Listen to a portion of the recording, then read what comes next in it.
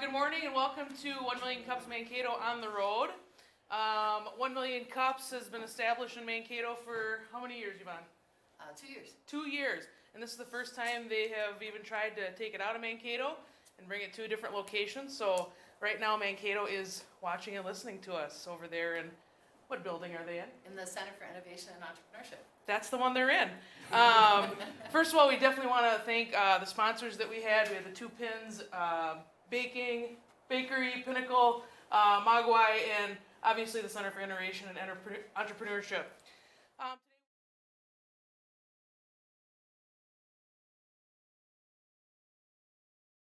Jacob Doherty from Waseca County Auto Sales. They'll kind of tell their story and how they got to where they're at, and we can give them referrals, feedback, and just a very supportive environment. This is not Shark Tank. It's more of a great business support group. So I'm going to turn the floor over to the Sharps right now.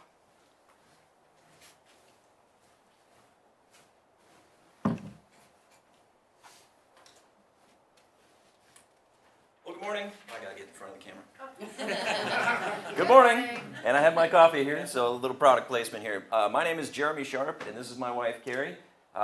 We are the owners of Trio Coffee, Wine, and Ale House, and the building at 100 North State Street here in Waseca. We've got a couple of things we want to share with you, and we want to kick it off with kind of some blurbs about how we started, who we are, and then kind of lead into a little bit of where we are today and where we would like to go. So just some quick snapshots of who we are, some blurbs on our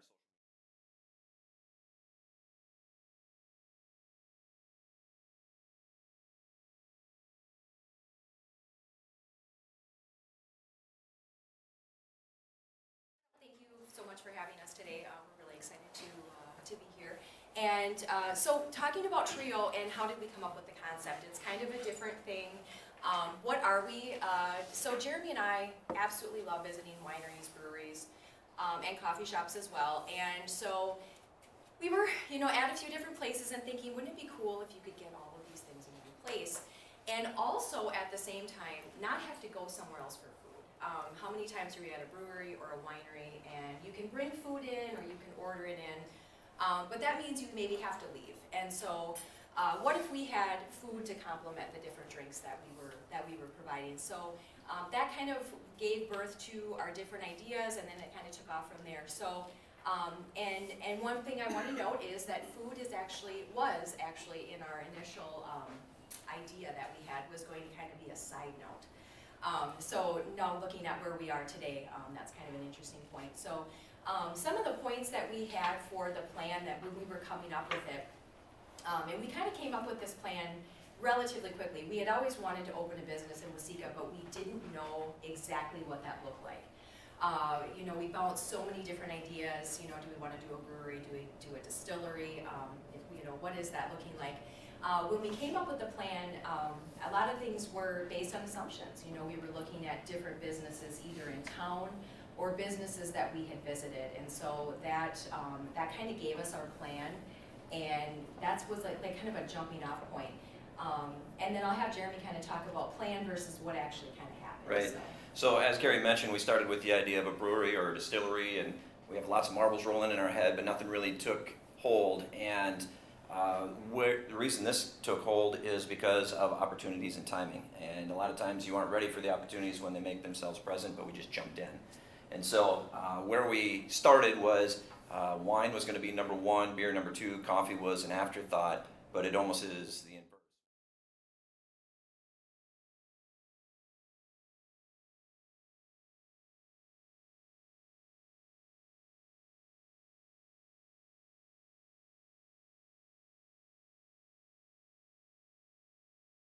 Of food, and so we just increased it tenfold from where it originally started. So how did we start? We have two LLCs in place. One is mine, that is the JAC Sharp LLC, the property ownership, and then we have a second LLC of Trio Coffee, Wine, and Ale House. We are sole member LLCs. We did that for a couple of different reasons. And so the reason I have the best, SBA, Smith, SBDC, and Profinium in this order is because that was my order of conversation.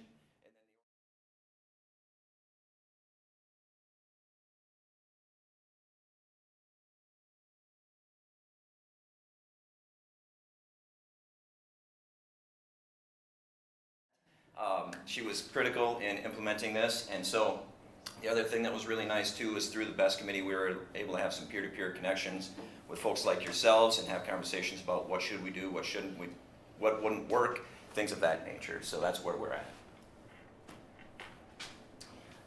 Things that we didn't expect to happen. So, you know, you go into this and you're blazing and you're thinking, you know, you've got a plan going. Some of the things that happened, licensure costs. There's licensing for everything, music house licensing, the alcohol, everything under the sun. So these are just things that kind of just kept hitting us over and over again. Unexpected costs. So, you know, we bought the building that we're in right now, and shortly after buying it, just things started breaking. Right. And some of those were really, really big items. And so things that you have planned that you think, oh, we're going to do this, we're going to do this, we're going to do this. We had all these ideas. The money gets absorbed by things that you're just really not expecting. So public, kind of as is, and then our food menu. Just, that was such a huge surprise. We started out with a very small food menu, and it's probably 3 times as big as it originally was. So, you know, that was a huge shock to us.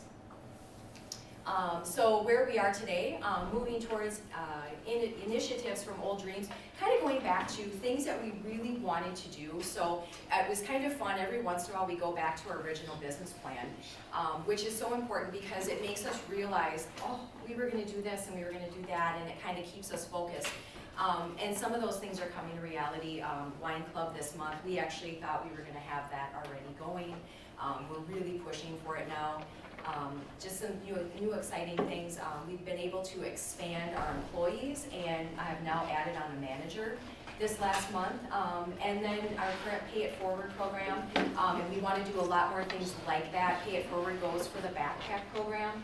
It's been a very, very popular thing, supporting the community, and that was a huge thing that we really wanted to do, was to be able to give back.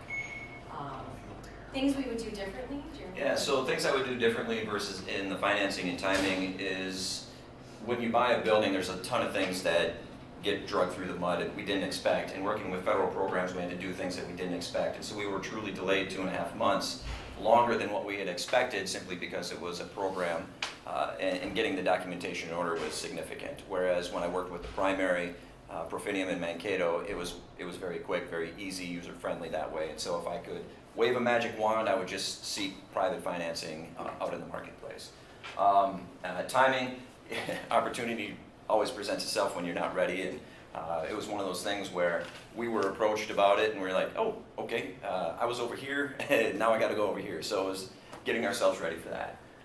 Concept versus current state. One of the things that I think Carrie alluded to that is the original business plan. When we put this presentation together, I looked at the original business plan and we actually laughed because we're so far left of that. And it's fun, it's fine, but it was not what we had expected. And then the last bullet point, when you buy a building, we weren't prepared for some of the comparisons of the previous business that was in that building. And so that's kind of difficult. And Ann, you said it best, and I'm going to steal your line. You don't go to Wardhouse Brewery and upset you can't get a haircut because it used to be a barbershop. You know, it's that kind of, that's the world we live in, but that's okay. It was just something we didn't expect. So the next slide. So, barriers that we see to our issues and our success. Carrie, I'll let you touch on that. Great. So marketing, that is a huge part of our budget. Looking for both in our 50-mile radius, which was our target, and within the town of Waseca. And how do we get to that level? How do we find marketing and what is going to work? So we've gone kind of back and forth, but also attracting local clientele. We have a lot of people come over from Mankato, which we are so excited about. Owatonna, Iowa, Albert Lee, even the metro area, we have people coming down. How do we get this in our town? But how do we attract the local people to come in and frequent our business? When the weather starts getting nasty in the winter, you really rely on your local people that are able to get here when the roads are bad. And being able to kind of tie into the next thing is consistency, inconsistent traffic. How do we know from day to day? We might have a Wednesday where we're absolutely slammed, and the next day I wonder if the open sign is on. And so how do you plan for staffing amidst that? So those are some barriers too. And then awareness in neighboring towns, just being able to know what is the marketing that's going to work. Right now we have a lot of radio spots. You may be hearing Jeremy on the radio for a few different ads that we've been doing. So we've tried a lot of different things, you know, kind of figuring out what's working that way. So difficult questions that we get. This was part of the presentation, and so important. Why can't you be open earlier? And then why can't you be open 7 days a week? And those two kind of go hand in hand, and we get those quite a bit. A lot of it is just work-life balance. We have a son at home, and you know, Jeremy works full-time at his job, and Trio is my full-time job. But just knowing with our staff and being able to be flexible and being able to have that work-life balance is so important to us. And we knew that coming in, and that was a big goal of ours. So we made that decision early on, but it continues to be a question a lot. And while we appreciate people wanting us to be open more, that was kind of a decision that we had to make. Our beer, wine, and some other different things that we have on our menu, and sacrificing our dreams. Basically, just looking at, we really set out to have some really unique stuff. And so when somebody comes in, and I'll give beer as an example, what do you have that's like a Bud Light? Or what do you have that's like a Miller? And we get that all the time. And so when people come in and ask that, part of what we dreamt of is providing an education and opening people's minds up and having some really different things.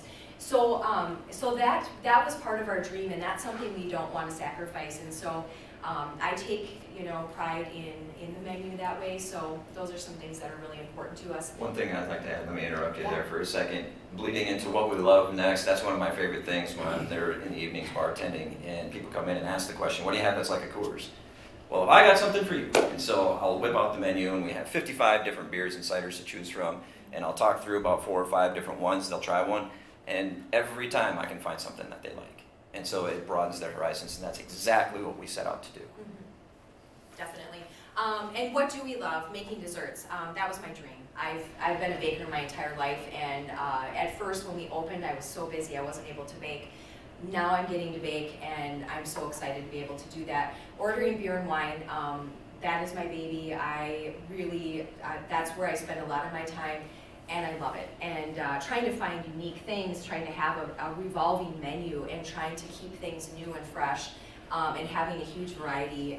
And one of the last slides, I think it might even be the very last slide, is a shot of our wine and beer menu, which I'm really proud of that. I mean, that's a really cool thing to be able to have all of those things. So yeah, so here's our wine menu and our beer menu, and it's pretty big. I've got it narrowed down. We work really hard to have a huge variety, and so we have something for everybody, and I guarantee I can find something that people will love. So so that's kind of a fun thing. And then and going back and just, you know, our live entertainment, and that also focuses in with our kid presence. One of the things we really dreamt about was having a place where kids could come and listen to local musicians.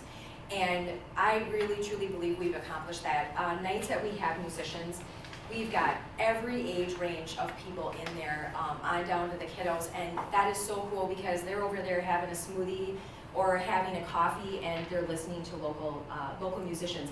You can't do that in a bar. I mean, you can't go to a bar and have kids do that. And so that was such a big thing, and you know, we're really proud of that. But they come in after school, they're spending time there, they play board games, and I'm just happy they have a place to go. So. Excellent. So yeah, just wrapping up, you know, just a couple of snapshots. We have a huge social media presence. We're trying to get more and more with that every day. We're finding a lot of the connections that we get are through social media, so that's seriously important. We do have direct mails that just went out last week as well, and we are in print as well. So with that, that's pretty much all we have. Carrie, any closing comments? No. Open it for questions? Questions, comments? Do you have flavored beer there, and if so, can I get it over ice cream? Yes and yes. We do beer floats, yes. It's we really, have ice really cream. good. Yeah. Apple bread with beer ice cream. Oh. We actually brought in 2 specific stouts for the stout style floats. Yeah. Yeah. And we do feature affogatos too, which is ice cream with a shot of espresso. Okay, cool. Are we picking up the audio, just a technical check from the questions, or we're okay with the questions from the audience, or do we need to take the mic around? That's our mic around. This is our mic. Want to make sure we record these for you and for the people back in Mankato. Question over here. We're getting it. We have 2 mics going. Oh, Oh, great. With your wine and beer list, do you produce your own, or is it like local stuff, like little area wineries that produce it? Are you bringing those in, or are they national or international? So we are not able to produce our own beer on site for issues kind of out of our control. We are not able to brew our own beer. We personally brew our own beer at home as a hobby, which is kind of how we got into this. But no, so the beers that we have are all, I have 4 different distributors that I work with. I try to do beers, a lot of beers from Minnesota if I can. But I also have some really, really good beers from California, Utah, Illinois, and some on the East Coast as well. So a little bit of everything. And we do have some local breweries. Surly has stopped in before. We've had the brewer from Surly and also Fulton. So we've had some pretty cool people come in and kind of chat with us. So so that's kind of how we pick those. and then as for the wines, again, we are not vendors. We buy everything through distribution. Most of our wines have been from California. We've recently expanded to French and Italian style wines. The other thing too, we just picked up a local wine. We picked up Chankaska as well. The other thing to consider too is if we were to carry one and a customer comes in and tries one and really doesn't like it, they'll say, I don't like Chankaska. Well, that's not fair to them because they aren't getting the full experience of what that winery offers. And so we were really conservative on the front side to say, we don't want anything within a 30-mile radius because we'd rather you go there and experience what they've built and what they're offering. But having had conversations with Chankaska, they really want to engage with us. And so they partnered with us and we're featuring the wines. Do those wineries often carry food, Well, like the local ones? so if Because that's really what you're providing beyond them, right? Is a full menu, that's correct, yeah. So the wineries around the area, so for instance, again, Chankaska has a full menu. Indian Island has a medium-sized menu. I don't know what their licensure calls for, but they do fresh prep out there too. Javins is the next one, I think, over by Mankato. They do not have. They have snacks, I believe. And then beyond that, you'd probably have to go to Alexis Bailey or the one down in Albert B, which is Three Oaks down there, and they have just cold prep food. Sure. How often do you have people at a table who are drinking different things, I mean, one of the things that if I go to a winery, everybody's drinking wine, whereas here it seems like there'd be an opportunity for people to be all drinking different things. Is that All common? the time, yes. That is the coolest thing, is you'll have somebody who maybe doesn't drink and they're drinking a coffee or a kombucha. And the kombucha is a really cool thing because maybe somebody doesn't drink alcohol, but the kombucha kind of has a look of, hey, I feel like I'm part of the group, or maybe you have your designated driver. So you'll have a table where, maybe the husband or the wife are drinking 2 different things, like the wife likes wine and the husband likes beer, or vice versa. And so you have that a lot, especially in the evenings. Yeah. And the kombucha is a big seller for us. We have kombucha on tap from Vero Beverage up in Minneapolis, and we serve flights of kombucha, and people are very, very excited about that, so they can try 3 or 4 different flavors. Part of what I've experienced in the Million Cups meetings in Mankato are questions from you in terms of things that you would like help with. What are those questions? So I think the biggest questions, going back to what our issues tend to be, is how do we attract those local clientele? Attracting local clientele, and then also the surrounding areas, and then some of the difficult questions. How do we deal with some of those difficult questions? But I think going back to our biggest issue, local clientele. So any ideas on that would be. Call it your name, Katie O'Leary's. No, I'm not. There's some that seem to have a pretty well-defined clientele. I know you're not going to replace the Pheasant Cafe. And I don't know where those fellows are going to have their morning coffee collection, but I don't personally have any way to respond to that. I have a suggestion. Yes. That I've suggested to other businesses, and that is, that engage the community itself, whether it be a fundraiser. You've done that already a little bit, but more you do that in different groups, to target those groups, that really helps, I think, too, as well, in bringing them in. Any way to bring them in the store, have a meeting or whatever, you know, show that you're actively engaged with the community, that helps a lot. Great. You mentioned the staffing. My folks and I ran 3 restaurants when I was in high school. Staffing is a constant problem. The issue of, you know, it crickets and then the bus pulls up. Yeah. How do you do with that? One thing that my folks did that helped with evening that out a little bit was regular events. You know, that were just like regularly scheduled, weekly, monthly, you know, events that at least gave us some things we could count on. We know we're going to be busy on Friday morning, every Friday, because we always have this thing on Friday morning. Okay. Something to think about in terms of like having regularly scheduled things, talking to some of the clubs in town and trying to get them to meet there. Sure. Kind of on the event, but on the bigger scope for community events, and I'm outside of Waseca, so I'm not entirely in tune with all different events we have, but, and I know you were a part of, it was an event, the conference, the Entrepreneurial Connecting Communities, and I did a presentation there. As far as what's your strategy, or have you had success as far in terms of special events that communities held and you've done something unique with that, or you kind of, in the summer, you still get some of that overflow of Lakers that maybe come here, whether in Waseca or from Lake Tatanka or Francis would come here. Have you done anything with the other shop owners to try to package something that, or market to those seasonal people that are in the region? Sure. So one of the things that we do have is we have a coupon. It's $1 off, and we have it on the back of a business card. And so we've given that to a number of the boutiques downtown. One of them actually kind of has her initials in the corner, so we can kind of track. I was just going to ask, yes. Yeah, and which is awesome because she's constantly asking us for more. And so we know that we're getting traffic from her, and we know that that she's giving those out. And so, you know, that has been very, very helpful. And so conversely, yeah. what are you doing for you, market her boutique at your place, or what Right. do you do? Not necessarily, but we really send a lot of people down there. So there's a lot of that, like people will come in and, hey, have you checked out this place or that place? So we're constantly kind of doing this, you know, go down this road and right over here, if you look out the window, you can see this place. And so kind of back and forth, just encouraging traffic. But I like that idea. We probably need to strengthen that just a little bit, because there is no tangible bounce back from us to a boutique. Yep. You know, that's something we could consider. What does that look I was thinking that building was a bank at one time. You talked about its previous life. Maybe we could give out money. like? How about we do that the other way around? Yes. Trio tokens. Yes. I got a question for Mankato for you. Yeah. What is the product revenue percentage split between your products, your beer, wine, coffee, and food? Sure. So our food represents 65%. The remaining 35% is all alcohol sales. What's different? I shouldn't say all. 15% coffee, and then you can split the difference between wine and beer. And we've noticed huge seasonal fluctuations on the beer-wine ratio. Now that we're in winter, our wine has spiked tenfold. Beer was crushing it through the summer, and that's because we stocked the beer for like the shandies, the lights, the lagers.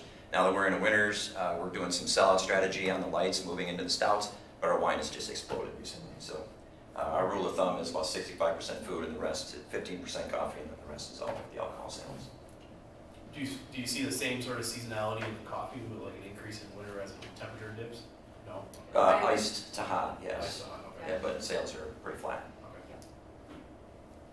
Do you have a desire to go where your business plan, where you thought you were gonna go, or are you just content with where the market led you, your business plan? You know, that's a really good question. We've really toyed around with that. The food has become so popular, and it's really easy to go down that road. And it's very involved. The food is so much more involved than the drinks are. And so, yes, I mean, for me, I would like to do that. I'd be able to devote a lot more attention to other things if the food was a little bit backed off. But at the same time, I mean, that's what the demand is. And so, you know, how do we get that into the evening? And that's the biggest thing is, you know, how do we get a little bit from the lunch crowd into the evening crowd? And so we really kind of looked at that part and making that kind of a goal because I feel like the food there and the drinks will follow, where we thought the opposite, but we're really learning that it is, that you get the food there and the drinks will follow. So that's it's a hard one, you know. The culture in the Midwest is food. We are food first. Now, if you go out to Napa or Sonoma, and you do the circle around Sonoma Square, it's a wine bar, a food restaurant, and a boutique, and repeat all the way around the square. People are not afraid to go in and have a glass of wine here, skip the food, go get a glass of wine, put their name in, go get another glass of wine. They bounce around. And that doesn't happen in the Midwest. We are food driven. And so we will come and we'll stay one, lucky if you get 2 stops out of a trip when you go. Because think of your own personal trips, what do? In, consume, and leave. It's just not our culture.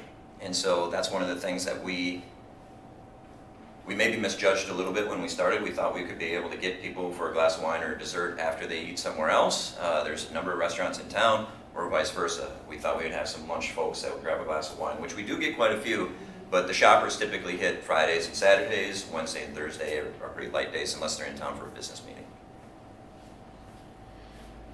How many people do you hold? We have seating capacity for 65 currently upstairs. Yeah. And we are in the process of working in the basement, so that will increase a meeting space as well as a lounge. And so, following up on the meeting space idea, I wasn't familiar with the layout. I know you've got Sunday, Monday, and Tuesdays closed. You know, it seems like some establishments I've seen, you know, do those special events, you know, the bachelorette party or the, you know, bachelor party type of thing. Is that something on your radar to package and then, you know, do the painting or doing some activity, and you've got all the services right there for them and the atmosphere? Is that Right. something? We have talked about that. Marketing that is going to be something that we'll have to look at to see if, you know, if that's a possibility, especially maybe on a Sunday. Right. And so we did do a little bit of that with some success. We've done some paint and sips on Monday or Tuesday night. Okay. But the challenge of that is you have to staff that. Right. And whether or not you get a really good turnout, we actually, it's more of a donation of our time than anything coming back to us. So we have to be prepared to give up a night to just be there, the 2 of us, because it's not affordable. So, you know, there's some of that. That may be a type of thing, if you partner with somebody that Right. they need a venue and you have them, you guarantee 15 people and here's the price and hold that. So you're not left holding the bag, and maybe that's something Yeah, I think at some point maybe Waseca as a town will kind of be ready for something like that. I don't know that we're there yet for here, but Sure. I mean, it's a great idea. We've thought of that. I don't know how well it's received at this point, so. We're gonna take one more question from the Okay. audience. What are your hours? Wednesday through Saturday, 8 a.m. to 8 p.m. And that's actually new. We used to open at 11, but there was a demand for morning coffee. So we opened at 8, and it's been a success. So, but people then ask, why aren't you open at 7? Well, if we open at 7, why aren't you open at 6? Well, my shift, I'm second shift. Can you be open at 5? No. So it has to be somewhere. Yeah. So. Well, the final question comes from me. Jeremy and Carrie, what as a business community or just community as a whole can we do to support you guys? Rather, not just coming in and buying stuff, because I think I've seen almost everybody in the room there at Trio, so. Well, my part is I've raised my hand to work with some folks in the city to try to develop some programs for uplifting some entrepreneurial style people that want to do something with a building or downtown. So what I might be asking of you is I'm going to reach out to some of you probably in the future to try to put some information together, to try to put it together so that way they don't have to go through what we had to go through. So there's a little bit of a tailwind from the city, because right now as it stands, the city didn't do anything wrong, didn't do anything bad, they didn't stand in our way, they helped us all the way, but there weren't additional funds or programs like I've heard of from the last time I had a group in Trio. They were like, well, have you heard of this? No, I have not. Have you heard of this? No, I have not. Well, why don't we have them here? So I raised my hand to work with Larry on the city council to try to put some of that stuff together in a prototype fashion, so I might reach out to you guys. And I think word of mouth is just a really huge, you know, just telling everybody that you can, or have your meetings here. We're more than welcome, or more than happy to have meetings there. Push tables together and try to make that a space and try to to be there for you. If you have a lunch meeting or something like that, we're always happy to have different people come in, so. Awesome. Thank you. Thank you, Thank Short Team. Thank you. So I forgot to, actually, I forgot to introduce myself. Sometimes my ego gets so large, I just assume everybody knows who I am. I'm Ann Fitch, the Executive Director of the Waseca Area Chamber of Commerce. Definitely want to thank the folks in Mankato who worked so hard, not only on 1 Million Cups on the road, but 1 Million Cups over in Mankato. Without the main program, we wouldn't have had this here today and think about doing this more in the future. Locally, Gary Sandholm, thank you to myself, and Wes Helvick for helping put this on. Next, we're going to bring up, oh, wait a minute, do we have to do a drawing right now? Community news. Community news? There you go. Great. Well, what do you have that will help us support innovators and entrepreneurs in our region? Did they just shout it out at this point, or? Any news, or get up and write it on the board? Or get up and write it on the board. If you have there's something in the region, activity, whether it's yours, you're aware of, we want to try to communicate. Busy lives, not everybody knows what's all going on, so that's another element. Okay, so if you have just an event or anything going on in the community, you can just share it on the community announcement board. Does that sound right, Gary? Yeah. Great. Wanted to make sure I got that right. Or suggested via Facebook at 1MC Mankato. Now do we do the drawing? I'm really excited for this drawing. Yes. Okay, good. All right, we have a limited edition 1 Million Cups coffee mug. There was only about 500,000 printed, so you guys, this is hot commodity. Is there anybody in the room who has opened their own business? Stand up if you have. Wow. Ooh. I can sit down. What? Well, why is everybody sitting? No, No, keep it's just too standing. much to stand. Yeah, you know, you're right. It's a lot. It's a So we lot. got 4, 5, 6, 7. Okay. How many within the last? How many in the last 5 years? Perfect. All right, now we're down to 5. Yeah. We're gonna count on. carry your one. Two? Well, for me? Yeah, you're Well, 3. just recently. Yeah, number 3. Just say number 3, Rob. Number 3. Very good. Say number 4. Okay. And we're gonna roll the dice for the And if winner it rolls here. a 5 or a 6, then I'll just roll again. A 1. Number Okay. 1. Oh, Carrie perfect. I love coffee. comes out here with a mug and a tumbler. Hey, Anna, let me just interject. So, Absolutely. if you want to know more about 1 Million Cups, this is a national initiative. Go to this website. There's some videos, but we didn't really give the whole background and kind of get hung up that everybody knows it, and we know you don't. Go to that website. It is a national initiative. Whether there's about 180, 160 sites around the nation, then Mankato's one of them, and we're trying to spread that to the region. But check it out. And if you have more questions, I'm sure you can come back to Ann or to Gary, and they can answer or get you the answer. Thanks, Gary. Next, we're going to welcome up Jacob Doherty from Waseca County Auto Sales. Welcome up, Jacob.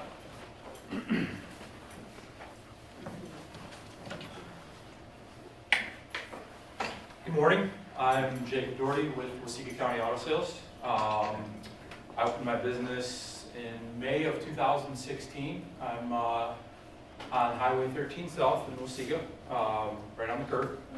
I purchased, kind of like they did, I purchased the building under a separate LLC and separated it from the business. Lifelong Holdings owns the building. I rent from, or Waseca County Auto Sales rents from my LLC. I purchased it in April of 2016. And we did renovations all through April. I had the whole month of April off. Had taken a layoff from work and rebuilt the building, or redid the building, and opened it. This is a picture currently. It did not look anything like that when I started. We had a gravel parking lot. You can't really see it, but there's a sidewalk up by the building that was dilapidated, and there was some flower pot thing out front that we had to tear out. And so this is progression over 3 years. Year 1, we didn't do really anything on the exterior, just on the interior. Year 2, we took out the sidewalk and everything, added new sidewalk, got rid of the flower pot, and did half of the parking lot. And then year 3, we've done the rest of the parking lot. If you want to move on to the next one. I've been in Waseca for 7 years. Before I started the business, really the main reason was I traveled for work. I was gone all the time. I was industrial construction, and my kids were just growing, and I was always gone. My son bawling in the driveway as I walk out the door. So I had to make a change. I didn't really know what that change was going to be, but I started devoting time and trying to figure out what I wanted to do. Always wanted to own a business. Didn't really know what business. I own some apartment buildings, so I've done that. I love vehicles. I love cars. I like the hustle, I guess, for lack of a better term. That's a positive and a negative because the market fluctuates so drastically on a day-to-day basis. Maybe week to week's better, but so that was what drove me to the cars. I've been around cars. My dad's a mechanic. Another close family member has owned a dealership for 25 years in Illinois, and I have a good friend that's done it as well. So that was kind of what drove me there. The biggest challenge I had was I had everything planned out really kind of to a T, and 5 days before I was going to close on the building, I got a call from the bank that was financing the building and said what we had figured out wasn't going to work. It was like $35,000 more to put down. So my startup capital that I had set aside to live on, to buy vehicles, to fix stuff on cars, to bring them up to snuff, was brought down quite drastically.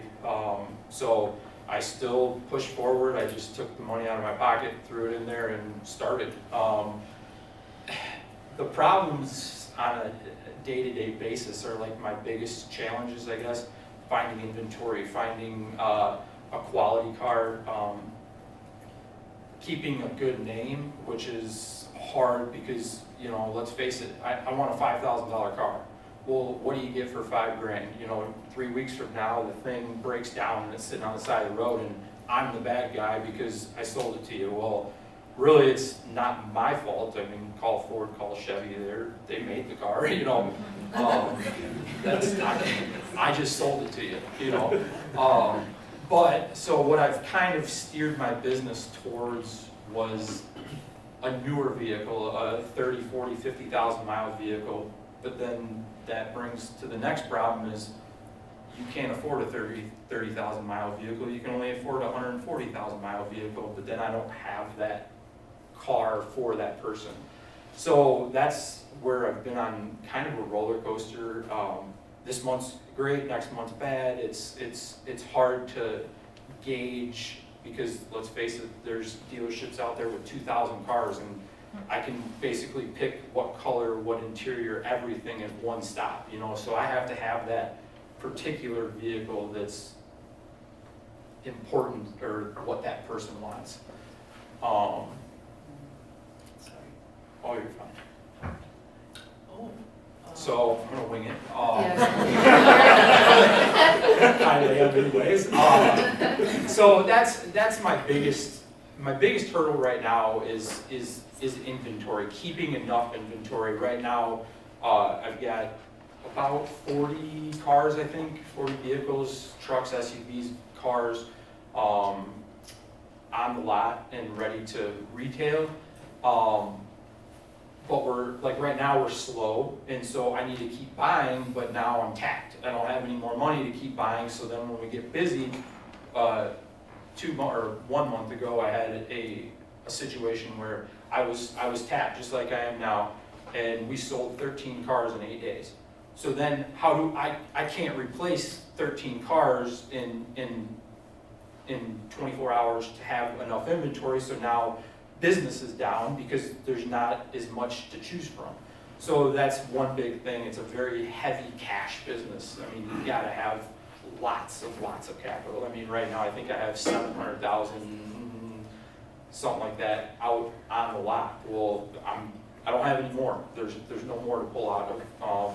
So we have to wait until we sell some, and then I'm busy trying to buy more vehicles, and they're coming from Colorado or from Milwaukee, Chicago, down in Iowa, all over the place. So a steady stream of vehicles would be, obviously make everyone's life easier, but it'd make my life easier to have more vehicles and more of a diverse vehicle. The other aspect of what I've got going on is I started a mechanic side, so now on the back side of my shop I've got a full-time mechanic. I've got 2 hoists, transmission machine, motor jacks, or engine hoist, excuse me. I have everything we've done transmissions, we've done brakes, we've done engines, we're doing a timing chain as we speak, so we've got the whole front end of a motor torque part.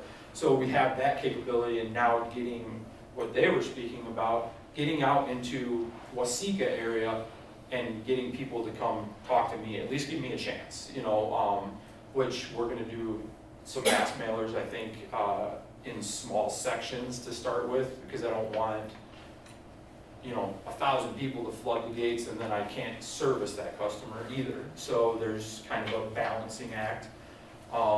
The advertising with the vehicles is how do I compete with a store that has 2,000 cars on their lot, because I can't just call my friend down the road and pull a car out of their lot. It doesn't work like that. You talk about a Luther or like a Walzer that has 8, 10 different stores, they have 10,000 vehicles at their disposal, whereas I've got 40. So advertising to a broad range for 40 cars gets extremely expensive. I mean, I'm doing massive amount of radio ads right now. I do a lot of Facebook, but that's the other part that I struggle with, is what's the right way to go on Facebook, or on Instagram. How do you utilize, there's different word tracks and stuff that work and perform better, and marketing is definitely not my strong suit. I can talk to people, but getting the people to actually come into the store is a struggle, or is expensive. What's it cost per person to get them to walk through the door of advertising? That's a big aspect of I would say, the problem, or my day-to-day struggle. Not sure where else we gotta go. No, that's great. I'm just looking Yeah, at you're your doing great. PowerPoint on my phone. That's exactly what you're supposed to be. You're doing a great job. Yeah, so I mean, I love it. I enjoy it. My dreams, where I want it to go is I want to continue to have about a 60 car lot, I would say, down the road. Maybe this is a pipe dream, but I think in order for the shop side to prosper, I'm going to have to build another building, because I can only have about 3 hoists in the building I have, and I need about 2 hoists per mechanic. So I could hire a second mechanic, but then I think we're going to be light about a hoist. So long term, if I'm going to want to expand on that, I'm going to have to build another building, which I've got the land. I bought 2.75 acres there, so I have plenty of room. The asphalt can be extended out. I'm going to have to go through some of the hoops, which there's always hoops. We're going to have to get a surveyor out and figure out about a retention pond, stuff like that, before I can add any more ground. I can do up to an acre, I believe, with what I have. So there's just, and let's face it, all that's extremely expensive to add that. I already did 10, 12. I did about 20,000 square foot of asphalt in the last 2 years, which was extremely expensive. But I mean, it changed the way it looks. It's a totally different building. I didn't do really anything to the building, but it looks brand new. It looks very, very different than what it was. So Jacob, are you seeing with your new service department, people returning who've purchased their vehicle from you, or people that you've never seen come in to look at cars before? Actually, I'm getting both, which the last 3, actually, because I just kind of I've had it for almost I've had it a year last month, which was mainly fixing my cars. It was, majority of it was return customer, 2 months later, hey, my alternator went out. Sure, bring it on in. Mark will be happy to help you, So now I'm to a point where I feel like I can expand that out and I want to bring on another mechanic. So I'm going to have to find more help. In the last 3 weeks though, like the shop's been crazy with the majority of it being outside work. We've heard great things about you. We just figure we stop in and say, hey, and at least give them an oil change or whatever. That has now produced massive amounts of work, to be honest. But there's, just like when I started, there's probably 75% of the town that didn't know I existed, and there's probably that saying that we didn't even know you could do a set of tires or that you could do an oil change. So getting out in front of those people is going to be the biggest thing. Could you describe your best customer, the ones that you make the most money off of? Is it young people buying their first cars? Is it older people buying a second vehicle? I don't think there's necessarily a clientele. It's, I got a steal of a deal on this car, so I'm going to make good money on this. It doesn't matter if you buy it or he buys it or she buys it. In my business, you make your money when you buy. It's all about how good of a price was I able to buy that car for. I actually pride myself.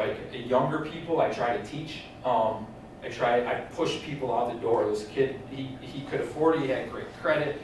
He wanted a $900 car payment, and it's like, man, you realize what you're doing to yourself. Like you owe this for the next 72 months, man. Like this isn't just, oh, I'm gonna do it for a couple months and then I'm done.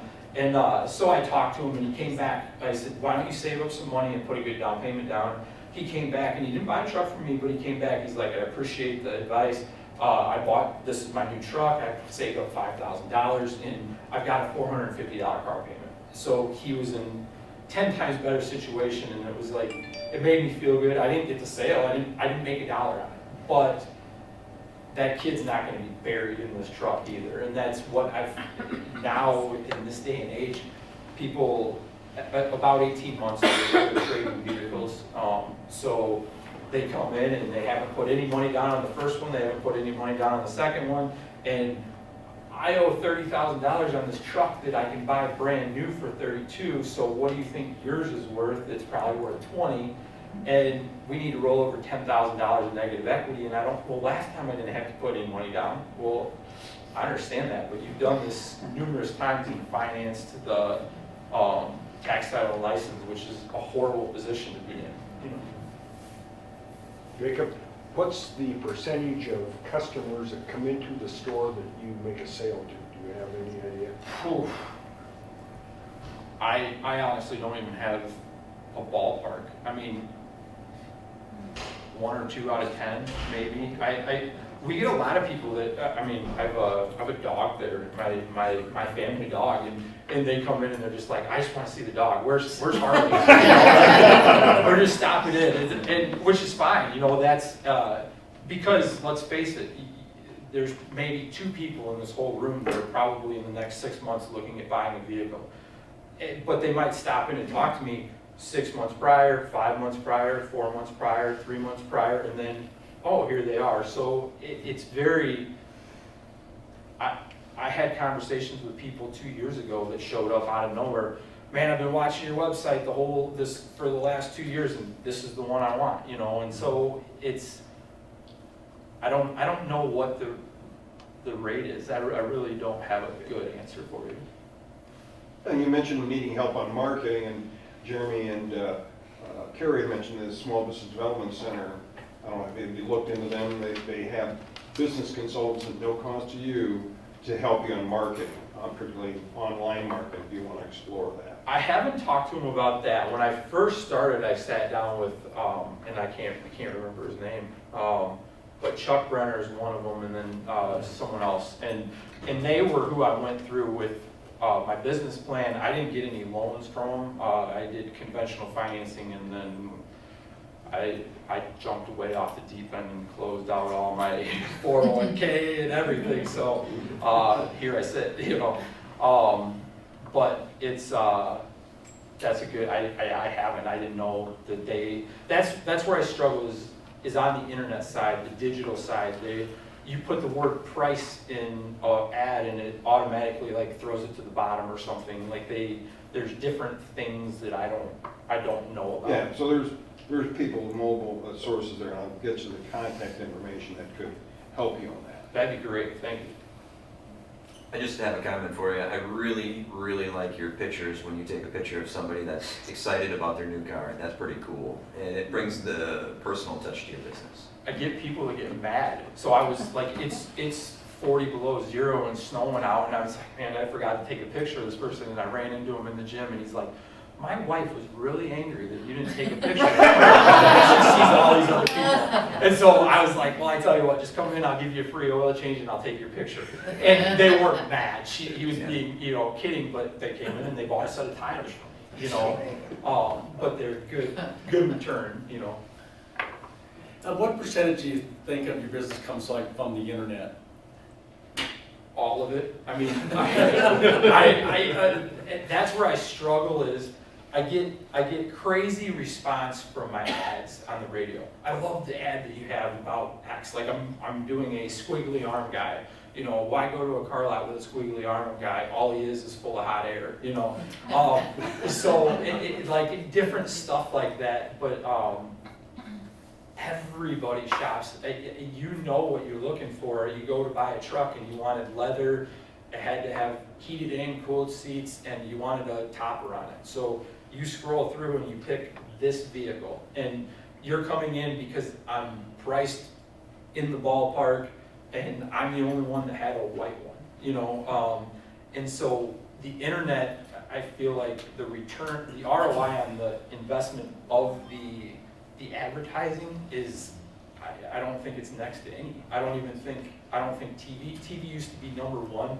I don't think TV can touch it, even close. And the radio, my idea behind the radio was to build a story, to build a long-term brand, because I'm not here to like make $1 million tomorrow and be gone. Like I'm very long-term oriented.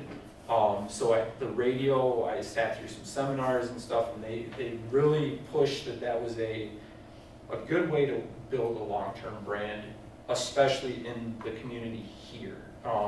Which let's face it, I'm part of the community. This is where I want the majority of my business, but I have to bring people in. I just sold a Sienna van to a couple out by La Crosse, you know, had people fly out from Colorado to pick up a truck. I have to bring people in because there's only so many people in Waseca that are gonna buy a car this year. And there's, you know, Dell and Waseca Chrysler and George's and other lots, you know, so. On the south edge of town, it's retail development is not nearly like it is on the north side. Is there a motivation on your part to have more traffic of that kind go by your place? Oh, that would be phenomenal. I would definitely not say no. I've always been confused. When I started, basically reverse. I had a plan and found a lot and everything right by Wells Fargo. I was going to buy a lot. I could pay cash for it. I was going to put a building on it, and my startup costs were going to be what I had into this building done. You know, a week prior to me deciding, okay, I'm doing this. I'm going to get the cash, and I'm doing this. They changed all the city ordinances, and you couldn't put a car lot there. So and like, what am I going to do now? I had it figured out for $100,000. I was going to have a lot. I was going to have a building. It was done. Now I'm looking at the only place I can do it was on the south side of town in the industrial park, and there's this building that's for sale for $410,000. Well, we go from 100 to 400 overnight. Like I was like sweating and like, this is never, how am I gonna make this work? Well, you know, I'm an entrepreneur, let's figure it out, you know? So I made an offer, they couldn't refuse it, because they had the building for 8 years, and I rented out the back shop, and I rented out this back shop. So I started up my business with zero overhead. Well, not, zero is a big word, but they covered my note every month, and the taxes and the insurance. Because I rented out these different parts. Well, over the years, 3 years to be exact, they're all gone. I've kicked them out, I've lost them, I've whatever, and I've consumed all that area, which if I would have done what I was planning on, I would not be where I'm at today. And so it was a blessing. So with that being said, I was forced per se to that area. It would make more sense to be right in the middle of town because 8,000 people are gonna drive by it every day. There's still a heavy traffic count right there. I think it's like 6,000, maybe 5,000, something like that. It's been a while since I looked at it, but there's a heavy traffic count. So back to that, it was like, it always made me wonder, why isn't Quick Trip building out here? Why isn't, we're right off the highway, you know, the people going from, what was it, Eagle Lake to, you have to go to Byron before you hit a gas station right on the town, or right on the road. Why isn't there someone here? So I'm thinking, when I bought it, like, this is gonna be a great spot. Like, this is gonna blow up. It has to, right? Well, it hasn't. I've talked to people that said that it might. There might be some stuff going on, but I don't know. How do you go about picking your inventory, being you're not stuck to one brand or one specific make or model of car? Pick out. When I first started, it was, I just kind of, I guessed when I first started. I just, within the last year, started this thing called V-Auto, and it's an inventory management, and it tells me that this car has a 20-day market supply or 90-day market supply. So, but it's not foolproof. So I bought a Suburban. I hedged my bet on the Suburban. I found a great deal on it. According to V, it was a 20-day market supply, right? So I bought it with great margins, great margins. 30 days later, it's a 60-day market supply. 45 days later, it's a 90-day market supply. Today, it's a 160-day market supply. So it's not perfect. And what convolutes that V-Auto, I think, is that Walzer and that Luther. These big stores that have, I mean, I talked to a dealer at the auction one day. They bought 3 Nissan Rogues, okay, last week, and this was a couple weeks ago. But they bought them 3 Rogues last week, and they priced them $700 at a loss, $700 a piece at a loss, with intentions of sucking you in. Here you are. I'm going to get your trade in, whatever that is. I'm going to sell you $3,000 worth of back-end products and maybe make a little money on the financing, and then I'm gonna net $300, you know. And I can't do that. Like me and my banker would be having a bad conversation. And so I have to be cautious. I can't compete with that. There's no way that I can beat you losing $700. And I'm a big believer in warranties. I'm a big believer in this stuff. But they push a warranty and then like some frivolous $500 paint protection and this $500 thing. And by the time it's all said and done, this $20,000 car costs you 28 grand. And I don't have lenders that will even loan that kind of money on a vehicle like that. You know what I mean? So, and they're able to get people with very, very subpar credit loans that I can't. I mean, So do you ever have customers come to you with a specific request, or do I you call love and it. look for that? yeah, I do that a lot. Because I can't have 14 Suburbans out Right. here, one gray, one black, one red, one blue, one purple. I just can't. And so, but it's hard. You've got to trust me a little bit, and you don't know me yet, you know, or like, so that's, but I've done it. I usually once a month, probably. I just am searching for a car like over MEA. I might fly out to Ohio, pick pick up a truck and drive it back home. That's gonna be my MEA vacation. So. Jacob, in the essence of time, because we're already 9:30. What some of the community can do for you, the business community or the community as a whole? The marketing stuff is big. Really, it just word of mouth. Like at least don't buy anything from me. That's fine. Just come in and say hi. You know, like give me a shot, if you will. I can't promise you that I'm going to be able to get everything you wanted and whatever, but I'm going to be honest with you and tell you, look, man, and I've told people this, you're better off to go buy brand new. They're giving trucks away right now for $12,000 off the sticker price. I can't even touch that. You know, I've got a good friend that wants to buy a newer truck, and it's like, I can't beat it. So just give me a shot, I guess. Stop in and say hi. I haven't had a lot of fluff or anything from the city. I haven't had any problems. Anything. I feel like very welcome. Sounds like a pretty easy request. I think we can handle that. Yeah. And he's got a very nice dog. Yeah. Everybody likes the dog. Thank you, Jacob. Thank you. Thanks. Enjoy some reading and drinking. All right. I just want to thank everybody for coming out today. This was a great turnout for our first 1 Million Cups here in Waseca, and please follow the 1 Million Cups Mankato page for future events over in Mankato, and hopefully we can have a couple more here in the future too, and be a little auxiliary arm of 1 Million Cups Mankato. And thanks for tuning in, Mankato over there. I think that's gonna do it.